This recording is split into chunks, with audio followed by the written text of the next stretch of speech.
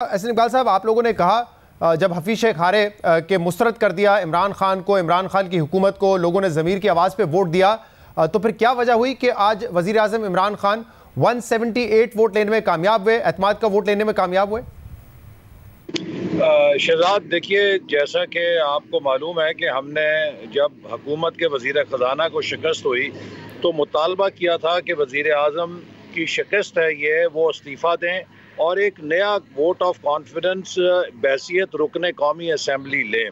और फिर सदर मुमलिकत ने भी इस बात की तस्दीक कर दी जब उन्होंने आर्टिकल 91(7) के तहत वज़ीर आज़म से कहा कि आप नया एतमाद का वोट लें, चूँकि आइन में दर्ज है कि इस शिक को सदर मुमलिकत तभी इन्वोक करते हैं जब उनकी दानिश में वज़ीर आज़म ऐवान की अक्सरियत का एतमाद खो बैठें।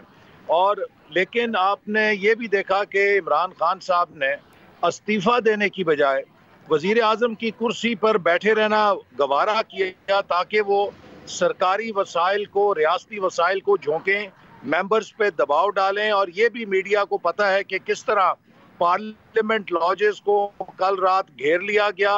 हर उनके रुकने असेंबली जिनसे उन्हें खतरा था कि वो आज़ादाना वोट दे सकता है, उसके ऊपर पहरेदार लगा दिए गए और अपनी पूरी पार्लिमानी पार्टी को मैसूर करके उनको धमकी आमेज खत लिखकर उन्होंने अगर 178 या 176 या जितने भी वोट ले लिए तो ये आज़ादाना वोट ऑफ कॉन्फिडेंस नहीं है, ये उन्होंने अपनी पार्लिमानी पार्टी को यरगमाल बना के वोट ऑफ कॉन्फिडेंस लिया है। और अगर आपने आज के ऐवान की कार्रवाई शुरू होने के वक्त हुकूमती मेंबरान के चेहरे देखे हों, बराए मेहरबानी वो फुटेज चलाएं, लगता था कि वजीर आजम समेत तमाम अरकान किसी मातम के ऊपर बैठे हुए हैं। उन्हें खुद मालूम था कि वो एक जालसाजी कर रहे हैं, वो एक जबरदस्ती के अंदर इस कार्रवाई के अंदर बैठे हैं। अच्छा, तो क्योंकि ये वोट ऑफ कॉन्फिडेंस था। आप लोग हमेशा आइन और कानून की बात करते हैं, तो अगर आर्टिकल 91(7) इन्वोक किया है प्रेसिडेंट ने, तो वो ये नहीं कहता कि पहले वजीर आजम मुस्ताफी होंगे और इसके बाद हाउस से एतमाद का वोट लेंगे। हाउस से एतमाद का वोट वो अपनी कुर्सी पे बैठ के ही लिया जाता है, जैसे माजी में नवाज शरीफ ने लिया या मोहतरमा बेनज़ीर भुट्टो के खिलाफ जब अदम एतमाद की तहरीक आई थी, तो इसी तरह लिया जाता है। आइन और कानून के मुताबिक वोटिंग भी ओपन होती है, तो ये सारा अमल तो हुआ है, प्रोसेस तो यही होता है उसका। जी शहजाद, देखिए, वो आम हालात हैं, लेकिन यहाँ पर 2 रोज पहले वजीर आजम को शिकस्त हुई है और उनको सेनेट के इलेक्शन पे जिसे उन्होंने अपनी हुकूमत का टेस्ट कह दिया था, उस पर वो शिकस्त खा चुके थे। और इसके अलावा आपको ये भी मालूम है कि वजीर आजम साहब ने दावा किया था कि 16 अरकान बिके हैं। ये कोई आपसे या मुझसे टॉक शो पे बात नहीं हुई थी, उन्होंने कौम से खिताब में कहा कि मेरे पार्टी के 16 अरकान बिके हैं। और फिर इलेक्शन कमीशन को वो कह रहे हैं कि आप ब्रीफिंग लें। मैं सवाल ये करना चाहता हूं कि जनाब इमरान खान साहब, आप चीफ एग्जीक्यूटिव थे, ये सारी एजेंसियां आपको रिपोर्ट करती हैं, तो फर्ज तो आपका था कि आप इन एजेंसियों से रिपोर्ट लेते, उन लोगों की निशानदेही करते और पहले उनको, उन गंदी मछलियों को अपनी पार्टी से साफ करते और फिर एतमाद का वोट लेते। अगर वो लोग आपको एतमाद का वोट दे दें तो वो हलाल हैं, वो प्यारे हैं, वो महबूब हैं, हाँ। वो बड़े दयानतदार हैं। लेकिन अगर वो आपके खिलाफ वोट दे दें, आपके वजीर खजाना को मुस्तरद कर दें, जिनकी मुआशी पॉलिसियों के खिलाफ पूरा मुल्क सरापा एहतजाज है। इकबाल साहब, अगर आप खुद कह रहे हैं कि एजेंसीज को बुला के पूछें कि वो कौन लोग हैं, 16 लोग जिन्होंने पैसा लिया जो बिके हैं, तो इसका मतलब उनको अभी तक नहीं मालूम। आप खुद इस बात का एतराफ कर रहे हैं, तो फिर कैसे हो सकता है कि उनको गन पॉइंट पे बिठाकर उनसे जबरदस्ती वोट लिया गया हो जब उनको पता ही नहीं कि वो लोग कौन है? मेरे भाई, मैं तो ये कह रहा हूं कि जो प्राइम मिनिस्टर इलेक्शन कमीशन को ये कह रहा है कि वो एजेंसियों को बुला के पूछें, वो एजेंसियां तो प्राइम मिनिस्टर के मातहत हैं। पहले प्राइम मिनिस्टर का फर्ज था कि उन एजेंसियों को बुला के पूछता, उनकी निशानदेही करता और फिर उसके बाद वोट ऑफ कॉन्फिडेंस सादिक और अमीन अरकान से लेता। तो खुद तो वो ये नहीं बुला के पूछें और उनकी निशानदेही करें। ये रेलेवेंट सवाल है जो कि हुकूमत से पूछना बनता है। लेकिन एहसन इकबाल साहब, अब हुकूमत ये कहती है कि हमारे लोग बिके थे, उनके पास एविडेंस ये है कि हैदर गिलानी साहब की ऑडियो वीडियो सामने आई थी जिसमें बाकायदा वो डीलिंग करते हुए नजर आए कि करोड़ों रुपए आपको देंगे, तरक्याती फंड देंगे, वो ये एविडेंस के तौर पे पेश करते हैं। अब आप अगर ये इल्जाम लगा रहे हैं कि धोस धमकी के वजह से उन 16 लोगों ने आज हुकूमत को वोट दिया है, तो उसका क्या एविडेंस है? किस तरीके से एस्टैब्लिश होगा कि उनको डराया गया, धमकाया गया? आपके पास भी कोई ऐसा प्रूफ है? देखिए, ये तो पूरे मुल्क को मालूम है। आप पार्लियामेंट लॉजेस में जाके देखिए, पूरे मीडिया में रिपोर्ट हुआ है कि तमाम जो हुकूमती अरकान असेंबली थे, उन्हें कल रात हुकूमत की एजेंसियों ने यरगमाल बना लिया था। उनके फ़ोन बंद हो गए थे और उन सबको यरगमाल बना लिया गया था। ये तो पूरे इस्लामाबाद को मालूम है। अब मैंने ये रिपोर्ट होते हुए नहीं देखा कि यरगमाल बना लिया था इसलिए उनके फ़ोन बंद हो गए। वज़ीर आज़म ने तो आज ये कहा है कि कल कॉल आ रहे थे हमारे ख़वातीन मेंबर्स को और उनको 2-2 करोड़ रुपए की ऑफर की गई थी वोट ना देने पे। वज़ीर आज़म तो कह रहे हैं कि फ़ोन आ रहे हैं, आप कह रहे हैं फ़ोन बंद हो गए थे, यरगमाल बना लिया था उनको। जी, और अगर देखिए फ़ोन आ रहे थे, मैं फिर कहूँगा कि इमरान नियाज़ी साहब किसी NGO के वज़ीर आज़म नहीं है, वो किसी खैराती इदारे के वज़ीर आज़म नहीं है, वो एक न्यूक्लियर पावर के वज़ीर आज़म हैं जिसकी एजेंसियां बहुत मजबूत हैं। तो उन्होंने अब तक 24 घंटे हो गए हैं, क्यों नहीं पता लगाया कि उनकी खवातीन अरकान असेंबली को कौन फ़ोन कर रहा था? हमारे यहाँ तो हर किसी के फ़ोन तक पहुँच जाया जाता है। तो ये सब ड्रामे हैं, ये सब झूठ है। और आपने शुरू में बात की सेनेट के इंतखाबात की। शहजाद, मैं ज़रा मुझे 1 मिनट दीजिएगा, मैं वाज़े करना चाहता हूँ। खैबर पख्तूनख्वा से क्या सेनेट के इंतखाबात पे कोई शिकायत आई? कोई नहीं आई। बलूचिस्तान से कोई शिकायत आई? कोई नहीं आई। सिंध से कोई शिकायत आई? कोई नहीं आई। पंजाब से कोई शिकायत आई? कोई नहीं आई। इस्लामाबाद की 2 नशिस्तों में से एक खवातीन की नशिस्त से वो जीत गए, उस पर कोई शिकायत नहीं। एक जो वजीर खजाना की नशिस्त हारे हैं और उन मुआशी पॉलिसियों की वजह से हारे हैं, उनकी वजह से पूरे निजाम को अब दागदार कर रहे हैं। ये इमरान खान है कि जो सिर्फ अपने किसी मफाद के लिए पूरे मुल्क को बदनाम करता है, पूरे निजाम को बदनाम कुछ देर पहले आप मुझे बता रहे थे, रिफॉर्मर बनता है। कुछ देर पहले आप मुझे बता रहे थे कि उसी एक सीट की अहमियत थी, उसी एक सीट पर वो कह रहे थे कि मुकाबला होना है। तो जाहिर सी बात है जब उस सीट की अहमियत होगी तो अगर पैसा चला, जोर चला तो वहीं पे चला ना। और बाकायदा वो ऑडियो टेप्स भी है ना। बतौर जमात आपको तो ये कहना चाहिए था, अगर आप ये पोजीशन लेते हैं कि हम वोट को इज्जत देने की बात करते हैं, लेकिन हैदर गिलानी साहब की वीडियो के हवाले से, ऑडियो के हवाले से उनकी जमात ने कोई स्टेप नहीं लिया ना। पीडीएम ने मुतालबा किया कि यार कम से कम पूछ तो लें बंदे से कि क्या बात कर रहा था वो।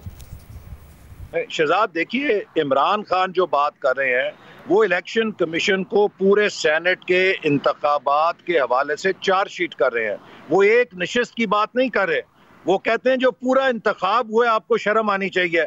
मैं अर्ज कर रहा हूं कि 99% जो सेनेट का इंतखाब हुआ है उस पर तो इमरान खान साहब ने कोई इतराज नहीं किया। एक सीट जो हारे हैं उसके बहुत ठोस वजूहात हैं। वो इसलिए हारे हैं कि उनके वो वजीर खजाना थे जिनकी मुआशी पॉलिसियों के ऊपर पूरे पाकिस्तान ने अदम एतमाद कर दिया हुआ है। वो जो उनके अपने अरकान हैं जो अवाम के अंदर जाते हैं, सुबह शाम अवाम से गालियां खाते हैं, तो अगर उन्होंने उन मुआशी पॉलिसियों के खिलाफ फर्दे वाहिद को रिजेक्ट किया है, आने वाली बात आप कह रहे हैं कि उस फर्दे वाहिद को रिजेक्ट किया, बाकी पूरे मुल्क में तहरीक इंसाफ को जितनी सीटें मिली थी वो सीटें मिल गई। वहां पे ना किसी को महंगाई का इशू है, ना माशी पॉलिसीज का इशू है।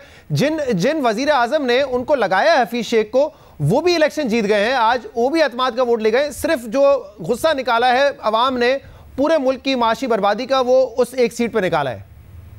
शहजाद साहब, अदब के साथ जो मुआशी पॉलिसियां हैं वो ना मेरा दोस्त शिबली फराज बनाता है या वो 9 मुंतखब सेनेटर बनाते हैं। मुल्क की मुआशी पॉलिसियों की बराह रास्त जिम्मेदारी वजीर खजाना और वजीर आजम के ऊपर होती है। और वजीर आजम साहब ने सीट के ऊपर कहा था कि ये मेरी फतह और शिकस्त होगी और मेरी पॉलिसियों की फतह और शिकस्त होगी।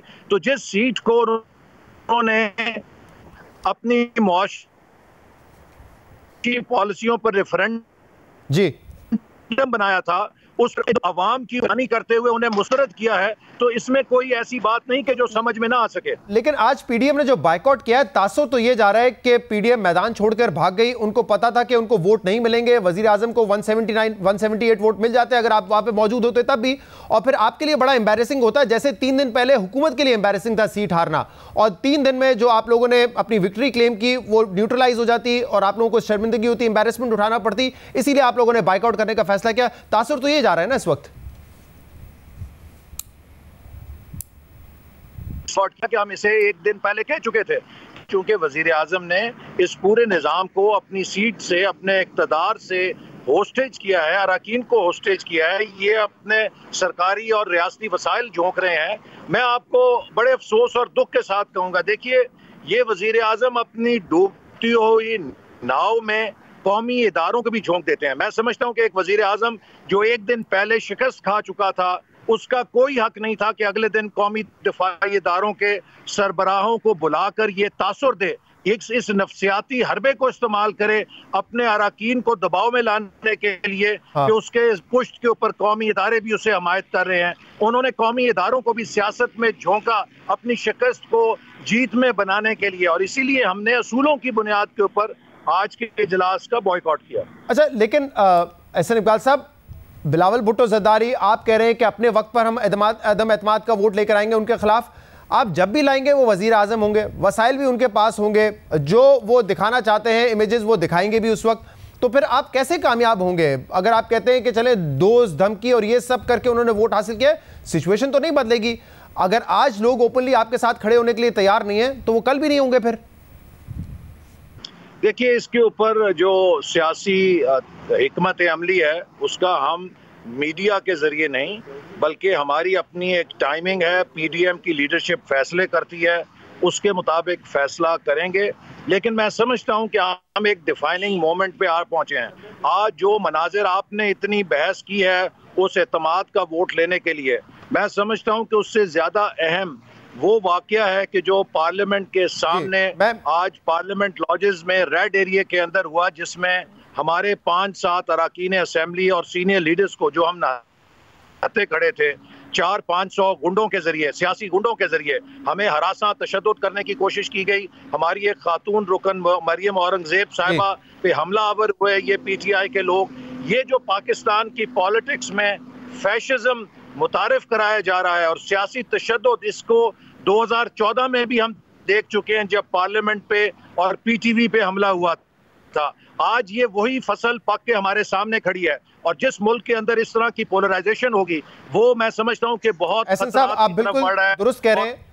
बड़े ही अफसोसनाक मनाजिर थे, और मेरे ख्याल से जिस किस्म की पोलराइजेशन हुई है और जो नफरत की सियासत को परवान चढ़ाया गया है, मेरे ख्याल से उनको शायद आज एहसास भी होगा इस बात का जो मनाजिर हमने देखे। लेकिन इस पर भी दो राय आ रही है। हुकूमत ये नैरेटिव बिल्ड कर रही है कि आप लोगों की प्रेस कॉन्फ्रेंस थी, वो लोग वहाँ पर जश्न मनाने आए थे, आप लोगों ने उनको वहाँ पे जाके इश्तियाल दिलाया, एक आध धक्का दिया किसी को गया, और इसके बाद ये मामला शुरू हुआ। लेकिन ज़रा मुझे बताइएगा कि हुआ क्या था? वो लोग आपकी तरफ आए, इस तरह के मनाजिर भी हमने देखे, हुआ क्या था एग्जैक्टली वहाँ पर?